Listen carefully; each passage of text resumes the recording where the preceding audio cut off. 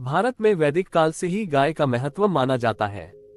आरंभ में आदान प्रदान एवं विनिमय आदि के माध्यम के रूप में गाय का उपयोग होता था और मनुष्य की समृद्धि की गणना उसकी गौसंख्या से की जाती थी।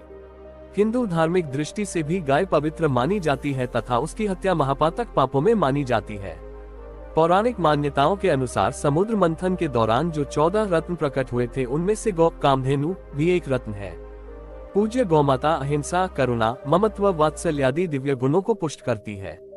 गाय, गोपाल, गीता, गायत्री तथा गंगा धर्म प्राण भारत के प्राण हैं, आधार हैं। इनमें गौमाता का महत्व सर्वोपरि है।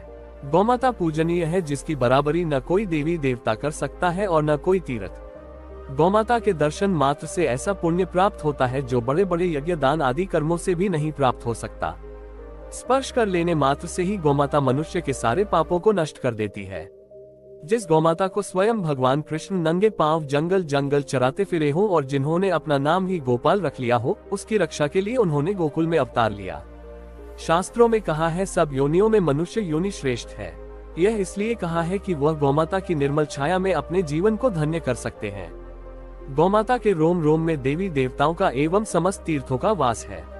औरंगजेब के एक नायक तैबर से गायों को बचाने के लिए पुष्कर में युद्ध हुआ, जिसमें 1700 मुगल सैनिक मारे गए तथा 700 मैदलिया राजपूत बलिदान हुए, पर एक भी गाय काटने नहीं दी।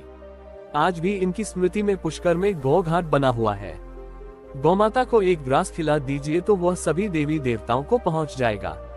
इसीलिए धर्मग्रंथ बताते हैं समस्त देवी देवताओं एवं पितरों को एक साथ प्रसन्न करना हो तो गौभक्ति गोसेवा से बढ़कर कोई अनुष्ठान नहीं है।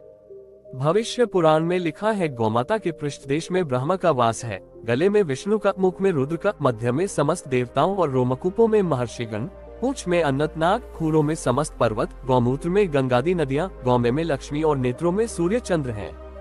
भगवान भी जब अवतार लेते हैं तो कहते हैं, विप्र धेनु सुर संत हित लीन मनुज अवतार। सारे भारत में कहीं भी चले जाए और सारे तीर्थ स्थानों के देवस्थान देख आइए, आपको किसी मंदिर में केवल श्री विष्णु भगवान मिलेंगे, किसी मंदिर में श्री लक्ष्मी नारायण 2 मिलेंगे, किसी में सीता राम लक्ष्मण 3 मिलेंगे तो किसी मंदिर में श्री शंकर पार्वती, गणेश, कार्तिकेय, भैरव, हनुमान जी, इस प्रकार 6 देवी देवता मिलेंगे।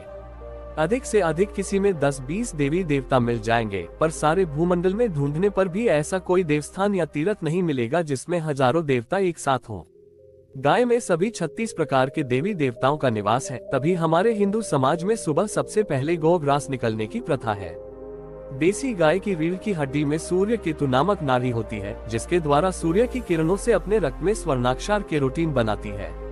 ये स्वर्णाक्षर गौरस में विद्यमान है, जिससे गाय का दूध दही घृत स्वर्णाभा वाला होता है। ऐसा दिव्य स्थान, ऐसा दिव्य मंदिर, दिव्य तीर्थ देखना हो तो बस वहाँ आपको गौमाता से बढ़कर सनातन धर्मी हिंदुओं के लिए न कोई देवस्थान है, न कोई जप तप है, न ही कोई सुगम कल्याणकारी मार्ग है, न कोई योग यज्ञ है और न कोई मोक्ष का साधन ही। गाय की हर एक चीज गुणकारी एवं सर्वोत्तम है। गाय के गोबर को अतिशुद्ध माना जाता है। प्राचीन समय में घर को शुद्ध करने के लिए गाय के गोबर से घर लिपे जाते थे। आज भी दूर दराज के गांव में ये कार्य जस का तस चल रहा है। गौमूत्र, गाय के मूत्र को भी घर में शुद्धि के लिए छिड़का जाता है तथा शुद्ध गौमूत्र के सेवन से पेट के विभिन्न रोगों से निजात मिलती है। छोटे शिशु को गाय का दूध पिलाने से उसका बौद्धिक विकास तीव्र गति से होता है। लेकिन हैरानी की बात यह है कि भारत जैसे धार्मिक एवं हिंदू देश की राजधानी दिल्ली में वर्षों पहले गाय भैंसों के खिलाफ ही कानून बना दिया गया कि हम गौमाता को अपने घर में नहीं रख सकते, उसे पालतू जानवर नहीं बना सकते। जबकि कुत्तों को घर में रखने पर कोई प्रतिबंध नहीं है और न ही उनके खिलाफ कोई कानून बनाया गया है। जबकि मनुष्य को शारीरिक क्षति भी पहुंचाते हैं। कुत्ते से रेबीज नामक भयंकर बीमारी हो जाती है। गौग्रास के लिए अब गाय ढूंढने से भी नहीं मिलती। अभी तक कानून अंधा तो सुना ही था, अब लगता है बहरा भी हो गया, जो अपने प्राचीन शास्त्रों में लिखी मान्यताओं और कर्मकांडों को ताक पर रखकर कुछ भी कर गुजरने को तैयार है। ये कानून हिंदुवादियों पर प्रत्यक्ष कुठाराघात है।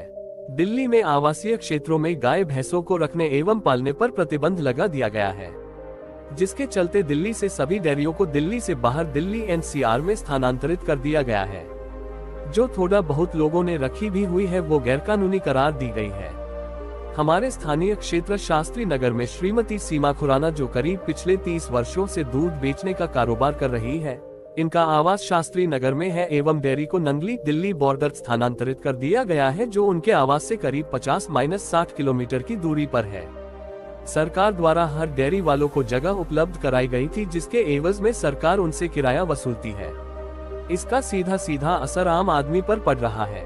कुछ लोग तो डेयरी के आसपास ही दूध बेच देते हैं और कुछ लोग अपने आवास स्थान पर लाकर ही बेच रहे हैं, जिससे डेयरी से दूध लाने ले जाने के भाड़े की भरपाई करने के लिए दूध की कीमत बढ़ा दी जाती है। पेट्रोल डीजल का रेट बढ़ते ही दूध के दामों में भी वृद्धि कर दी जाती है। यहाँ दो मुद्दे उभर कर सामने आते हैं जो प्रभावित हुए हैं, पहला आर्थिक और दूसरा धार्मिक। दोनों तरह से ही क्षति पहुंची है।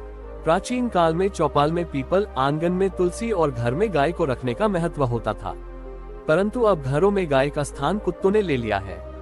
इस परिवर्तनशील और आधुनिक युग में महफिल में शराब और घर में कुत्ते का महत्व बढ़ गया है, जो इस आडंबरिक आधुनिक युग में स्टेटस सिंबल बन गया है। ये हमारे देश का कैसा कानून है जो हिंदुत्व को ही खो रहा है और पाश्चात्य संस्कृति की नकल करता हुआ घर में कुत्तों को गोमता का स्थान दे रहा है।